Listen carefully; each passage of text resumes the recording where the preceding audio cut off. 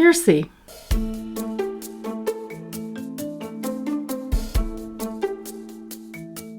There tends to be beliefs, if it doesn't happen right away, then I must not be able to do it, or there must be something wrong with it. When in fact, the work is to learn how to keep on showing up to move the project forward, even in the face of hardship. Hi, I'm Dr. Irena O'Brien, and you're listening to Neuroscience of Coaching. I'm a cognitive neuroscientist with almost 30 years of study and practice in psychology and neuroscience. And as the founder of the Neuroscience School, I teach coaches and other wellness professionals real-world, evidence-based strategies to use in their own practices. In each episode, I invite a seasoned coach to discuss a topic that affects our field, and together, we provide you with science-based tools to help your clients reach their goals by working with their brains to create results that last. Today, we're talking about something our brains rarely get credit for: honoring natural cycles of change. Neuroscience tells us that we are not built to operate at full capacity all the time. When we're constantly pushing forward, always doing, producing, striving, we activate the brain's stress response system. This is especially true in the amygdala, which processes fear, pressure, and anxiety. The more stressed we are, the more dominant the amygdala becomes, narrowing our attention and diminishing the influence of the prefrontal cortex, which is the area responsible for thoughtful decision-making, planning, and self-regulation. And this imbalance can make us feel stuck, reactive, and resistant to change, even when the change is something we want. That's where cycles come in. So just like nature, the brain has rhythms. When we slow down, whether by breathing deeply, reframing a challenge, or allowing ourselves to rest, we shift into parasympathetic mode. This restores calm and brings the prefrontal cortex back online. And doing so opens the door to better choices, greater emotional resilience, and clearer thinking. And if we want to go even deeper, research shows that accepting where we are emotionally, rather than fighting it, reduces emotional intensity at the neural level. In other words, resisting your current state or situation makes it worse, but accepting it, that makes space for real growth. Today's guest brings a deeply intuitive and profoundly practical framework to this conversation, what she calls the 4 seasons of transformation. Whether you're in a season of letting go, planting new seeds, working hard toward completion, or harvesting the results of your efforts, there is a neurobiological reason why that phase feels the way it does and why it's necessary. We'll explore how recognizing your current season can help you make better decisions, feel less overwhelmed, and experience transformation that's both sustainable and aligned with how your brain and your life actually work.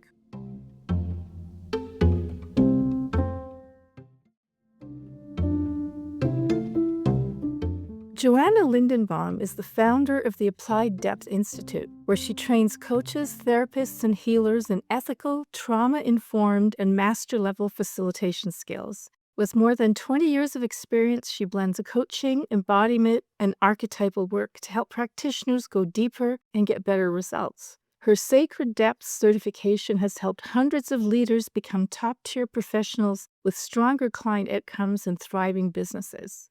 So, Joanna, thank you so much for being on the show today. Oh, I'm so happy to be here. Thank you for inviting me. Yeah, I was really excited to meet you and talk about this. So let's just get into it. So can you give us the origin story of the 4 seasons framework? What inspired you to connect cycles with business and personal development? It really all started with being a student of nature and the natural cycles. For years, I just was really in awe, as I think we all should be, of how each of the 4 seasons of the year, they correspond to different phases in our lives and different phases in projects. And just like the wheel of the year has those 4 phases, so does the wheel of each month and the moon. And, starting to look at kind of spring as a time for new beginnings, initiation, new ideas, new energy, summer as a time of growth, of hard work, just kind of like the sun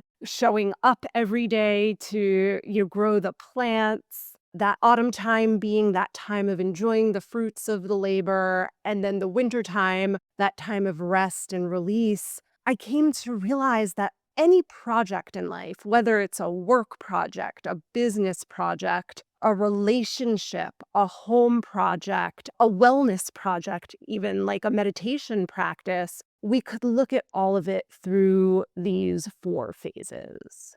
Great, thank you. So let's walk through each season, starting with winter. You say winter is about release and rest. So, how does this phase benefit the brain, especially in terms of decision making and creativity? The short answer is our brains need times of rest. If we are constantly making decisions, if we are constantly working hard to do more, at a certain point, we're going to get overloaded, and burnout in our society is real. So many of us are working with clients who have spent way too long in those spring and summer phases doing, and not enough time in that winter phase getting that rest.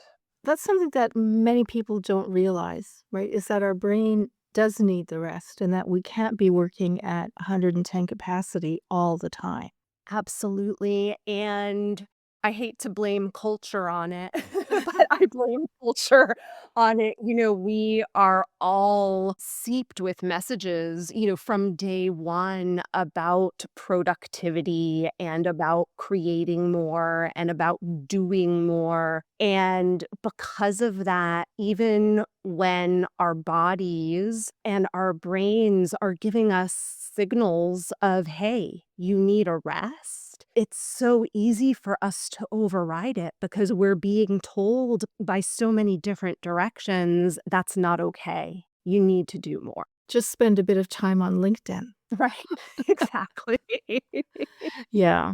Even just the way that social media is set up with the never ending scroll, it never comes to an end. There's never a rest. No. Yeah, I know that.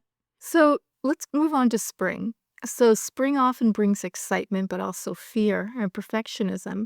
So, what are some strategies for coaches to help clients move through this phase? It's true that while that spring phase, new ideas, new beginnings, planting new seeds can be really exciting, it's also very true that there can be a lot of blocks. Like you say, that myth of perfection, not wanting to start because if we don't think it's perfect, then we won't do it, or needing to get it right away, or even needing to know exactly what the new project is going to look like from the get-go. If we think about early spring, it's not full light yet. That's summertime. That's summer solstice time. Early spring, there's still some darkness. We need to be able to wade through the mystery a bit. So, if you have clients that are really having trouble getting new things started, one thing I really recommend is helping them take a look at, explore, and connect dots on previous times where they felt that they started prematurely or where they started something and it didn't work out, and to get to some fears or beliefs that might be rolling around that let them know, I can't start again, it's too hard to get started, or I need to be perfect for all of this to be put in place. And, through that connecting of the dots and the exploration to really support clients to become better friends with the mystery, with the not knowing, and with the willingness to take risks. I just came back from an event where the leader said that we have to learn how to live in uncertainty. Not all the time, but for a while. Yes, I couldn't agree with that more. And for those of us that are really experienced, it's wonderful to be experienced, to have had successes, to know that we know a lot. But in other ways, it can hold us back because when we've got all of that experience, we might be saying to ourselves, I need to know everything because I already know so much. I can't move forward on the things that I don't know. So I love this idea of there are moments to step into the uncertainty. There are moments that it's okay to not be masterful, that it's okay to be a beginner. Exactly, because if we already knew it, we wouldn't be creating anything new. Yes, yes. All right. So summer is the doing season. So what are some of the common traps that people fall into here? And how do we stay consistent without burning out? The first trap of summer is often the persistent and consistent doing. For some people, it is really easy to start a new project, a new business, a new website, a new yoga practice, even the excitement of a new romantic relationship. But once that newness settles in, once things get a little established, in the spring phase, for every single project, we need to move into the summer. We need to move into the growth. And the summer phase requires work.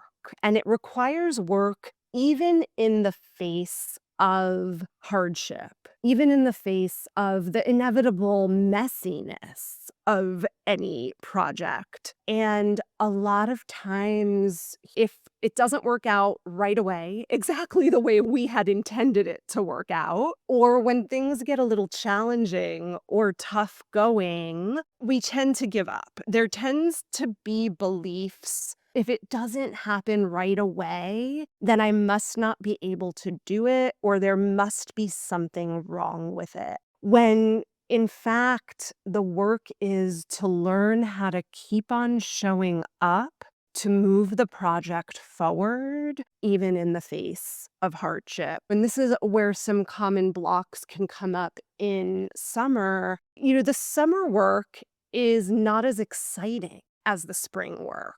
Spring, everything is new and exciting. In the summer, we're doing a lot of the same activities over and over again to activate the bigger growth. And so sometimes we can get bored, we can get disconnected from our passion, our deeper why for the project because of that persistent and consistent work.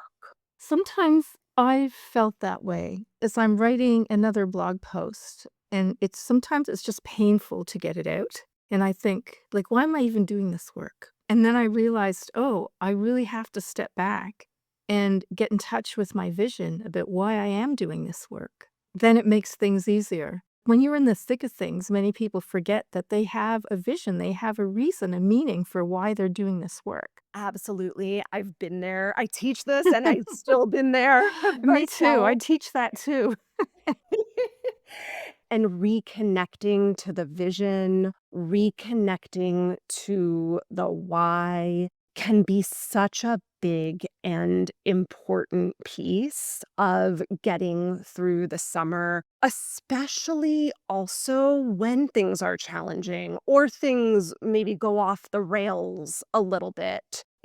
Coming back to, okay, I invited some people to the program. Nobody signed up yet, but let me remember why I'm offering this program in the first place. What is my deeper purpose in this? Why am I putting this out in the world? It can make a really big difference. The other thing that I have found as I've worked with clients and myself that can really help in the summer phase of the showing up is to know what your rhythm is for growth.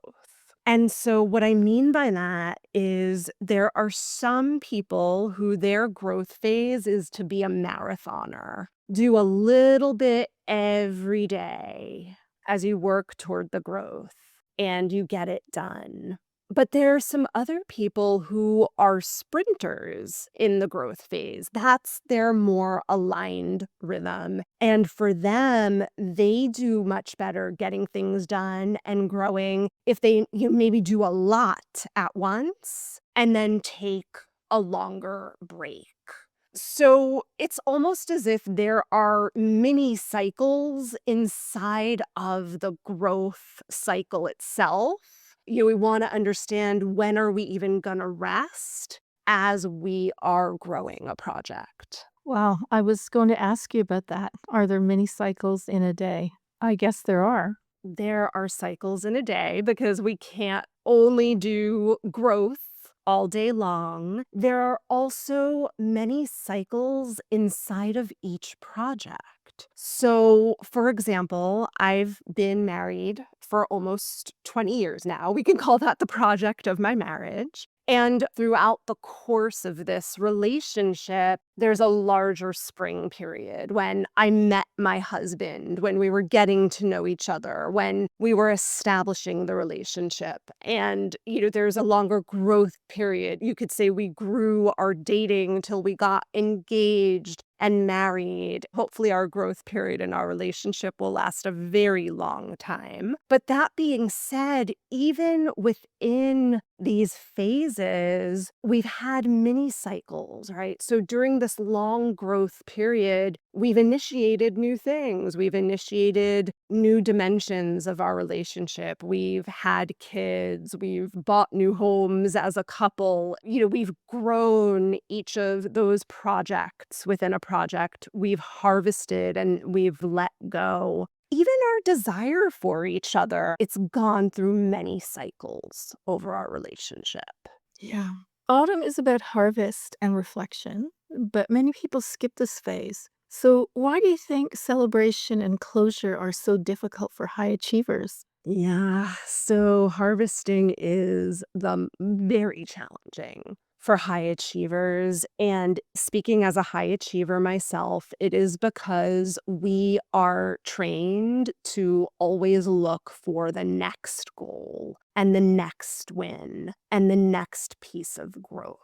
Harvesting is about taking a moment to pause, to really enjoy the fruits of the labor, to take in the goodness of all of that hard work that happened in the summer phase. And the metaphor that I often give is, it's kind of like you're climbing up a big mountain and you've worked hard to get to one of the peaks in the mountain. And when you don't harvest, instead of taking a pause at that peak, instead of looking out at this incredible view, instead of feeling proud and celebrating that you made it that far, all you could think is, well, there's a higher peak. How am I going to get up there? And when you don't harvest, number one, you don't get to take pleasure in things. Number two, there's not a sense of satisfaction if you don't take that time to celebrate. If you also don't take that time to have gratitude, it's this feeling of there's never enough. I call it kind of like the well that can never be filled of satisfaction if you don't intentionally take that time to harvest. The other really beautiful and valuable part of the harvesting phase is, again, we come back to nature. When we harvest, not only do we enjoy the fruits of our labor, but we also separate the wheat from the chaff. And that is all about assessment. Before we rush to the next project, to the next new beginning, that autumn phase, that harvest phase, is also about taking a look and seeing what worked well about this project, about the growth that just happened. What are the strategies that really helped? What are the things that didn't work so well? What did I do that I want to bring into the next phase with me? And what are some of the things that I'd like to let go of from this last phase and do differently? Yeah. Yeah. So, can you share how this framework applies not just to a complete life or business, but also to small decisions or daily patterns?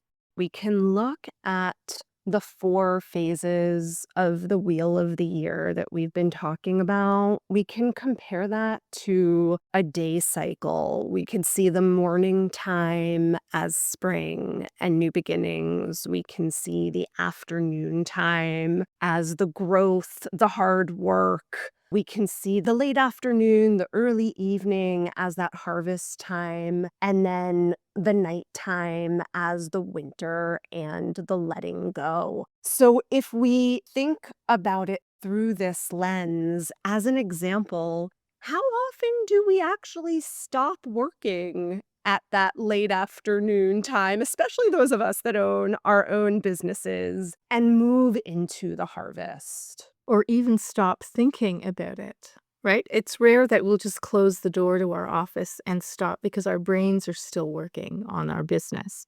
Absolutely, absolutely. And one of the things that I started doing a number of years ago, and I will admit, because there's no perfection here, I don't do it every day. And then I go through some phases where I don't do it. But because I am someone whose my brain doesn't turn off, I am a little obsessed with my business. I like to do a little bit of a ritual at the end of my workday, that late afternoon time that really allows me to brush off the day, to intentionally turn off the computer. And then, like we've been talking about, before I leave my office, I make that list of celebrations from the day. I do that harvesting so that I can move on. And there's some days that are better than others. And at the end of the day, it feels like, oh, this day was a mess. Is there even anything to celebrate? Is there even anything to harvest? But I will write down at the very least, what are some things that I learned today about myself, about my work, about this launch, whatever it is. And that's the harvesting that I'll do with lessons. Yeah, I've never done that, but I can see how powerful that is to do that. You describe each season as having its own medicine. And what does that mean? And how can we access it? Each season, each phase, it's not just this cognitive information that we've been talking about. It's not just, oh, yes, I know that spring is about new beginnings and summer is about growth. But to kind of take it even further, the medicine is in the energy of each of those concepts. So, as an example, there's a different energy to starting something new than there is to growing something, than there is to harvesting, than there is to letting go. And if we can actually move into the energy of, for example, starting something, it needs more of a vibrant energy, the way that spring is with all the vibrant colors. I always give the metaphor of, when a baby is born, there's pitocin running through the mother system, the baby system. It's that birth energy, but you can't live off of that pitocin energy to grow, right? So there's a different energy to start something than there is to consistently show up for it in the growth. So, as I'm thinking about how, if we operate, right, if we live our lives this way according to the seasons as you describe them, overall, I think it's an easier way of life. Some seasons might require more energy than in other seasons, but overall, it's a more natural way of living our life and of building our projects. I agree, because we're harnessing flow, and then we don't have to fight so hard if we allow ourselves and our projects and our bodies and our nervous systems to be in the phase or the energy that we're meant to be in. Then we don't have to fight so hard upstream. And that is going to allow us to have more energy, have more resource, not be so exhausted. Yeah, yeah, exactly. So, in your experience, what happens when someone tries to force themselves out of their current season too soon? It depends on the season. So, for example, some people, while they might find the spring phase exciting, they don't spend enough time in the spring phase. One of the things of starting something new is establishing a strong foundation for it, whether it's a business, a website, a relationship, a meditation practice. And so when people rush out of the spring phase into the growth phase, they've usually not created a strong enough foundation for their project. Maybe they're, running straight into dating someone exclusively after just one coffee date, for example, or they are rushing into putting up a website without taking the time to think through, what is this website really about? What do I want it to do? What are the features? And when we rush the spring phase, then it's like a house that's built on a faulty foundation. And it might come up during the growth phase that there are problems that we have to go back and set stronger foundations first. It can really slow us down a lot. Another example, and this is probably the most common, when you try to rush through or even skip over completely the winter phase. Yes. Yeah, I mean, and, it's just so pervasive. But as one example, when we rush through winter, we may not have rested enough. And then we go to start the new project, start the new day, and we're exhausted. But the other thing that can sometimes happen when we rush through the winter phase is that we haven't adequately released or let go from the previous cycle. And then it's like we're carrying all of this stuff that we don't need to carry into the new cycle, into the new project. And one example of this, romantic relationships. We see this happen a lot. Someone rushes into a new romantic relationship before they have adequately really grieved and let go of the old flame. And then it becomes very difficult to establish that new relationship in really aligned ways when you're still carrying things in your heart or even a lot of resentment about the last relationship. Maybe that's what needed to be let go of in the winter phase before you move into the next one. I can see too how they need to spend even a relationship that is ending, spending a bit of time in the harvesting. What went wrong? What was my contribution to what went wrong? What can I do so that I won't get stuck in a similar kind of relationship again? Absolutely. There's that assessment piece. And I would even go further and say, even if it's a failed relationship and you absolutely resent the person, in the harvest phase, can you celebrate what you learned? Can you celebrate who you've become, what you know now not to do moving forward? Can you celebrate now you know what you really want in a relationship or how you're going to set better boundaries next time? So I would say in the harvest phase, whether it's a failed relationship, a failed launch, the yoga practice didn't quite work out, what can you still honor and celebrate as well as assess? Yeah, yeah, exactly. Like there are many people who, as you said, a relationship fails and they immediately rush into the next one without evaluating what they could do differently. I would also even say, since we're speaking to a lot of coaches, I recommend thinking about these 4 phases for every coaching session. I can see that. Yeah, I can see that. So, how do you coach clients who are in multiple seasons across different areas of life? So, for example, spring in career, but autumn in relationship. Yeah, that's a good question. So, this is going to happen. It would be so wonderful and so much neater if we were just in the same phase in every project in our lives. But unfortunately, that's not the case. We were talking earlier about understanding the energy of each phase. And it could be really helpful to support clients, even to feel somatically in their bodies. What does starting something new feel like?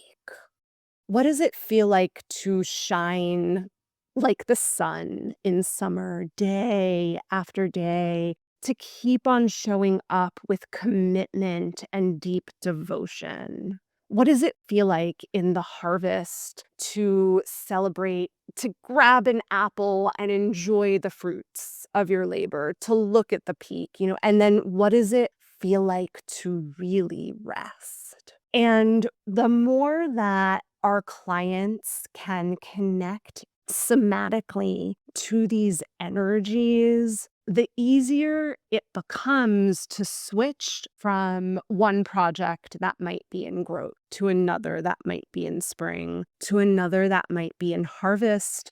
Because again, it's not just, okay, what do I do in this phase? But let me take a few breaths and shift into how it feels in this phase and let the energy lead the actions. That's the other part of the being in flow with it, is let that energy lead the actions. Yes. And sometimes we do need to create the energy, though. Absolutely.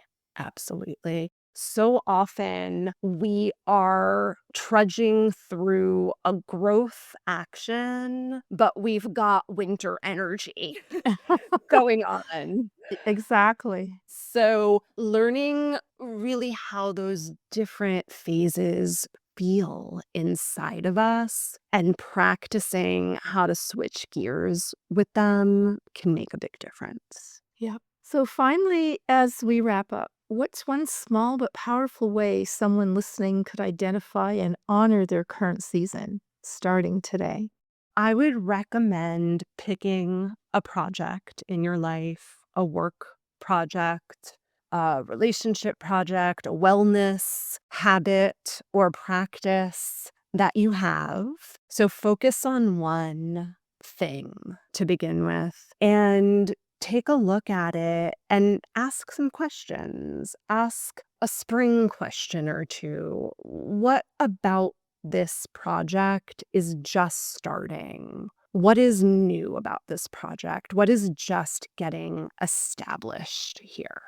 And then ask a growth question or two. What right now inside of this project is already established, but needs my persistent and consistent attention and devotion? What inside of this has come to fruition, or at least pieces of it have come to fruition for now that I would like to celebrate and honor? And then what about this is ready to be put to rest? Thank you. That's a wonderful way to finish up our conversation. So, what's the best way for listeners to learn more about you and your work? They can visit my website at applieddepthinstitute.com. There's a lot of information there, as well as more information about how to work with the seasons in your coaching work. That's the best way. This has been such a fascinating conversation. Thank you so much for your time on the show today. Thank you so much for having me. I've loved talking about all of it. Thank you, everyone, for listening. We often think success comes from pushing harder, doing more, and skipping straight to results. But neuroscience and life experience say otherwise. Just like nature, our brains and bodies are built for seasons. And when we respect those cycles, knowing when to plant, when to grow, when to reflect, and when to release, we don't just avoid burnout, we build wisdom.